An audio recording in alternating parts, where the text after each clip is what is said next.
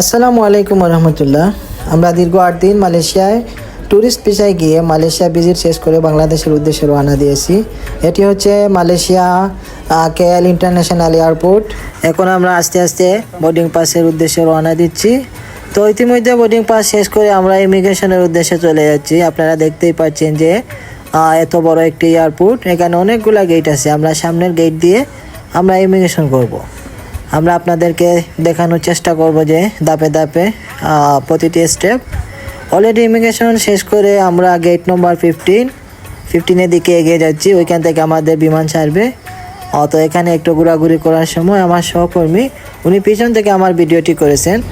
আমরা এখন এই গেট পাস দিয়ে আমরা বিমানে ওঠার উদ্দেশ্যে আমরা সবাই রওনা দিয়েছি। ওইখানে আবার বোর্ডিং পাস করে সম্পূর্ণ আমাদের ব্যাগ সব কিছু আবার চেক করেছে ওরা। আমরা সাথে সোনা দানা অনেক কিছু আনছি। এগুলো চেক করার পর আমাদেরকে ওইখানে বিমান বাংলাদেশের বাস দিয়ে আমাদেরকে ওই যে আপনার সামনে দেখতে পারতেছেন আপনারা বিমানটি, ওইখানে আমাদেরকে নিয়ে যাবে।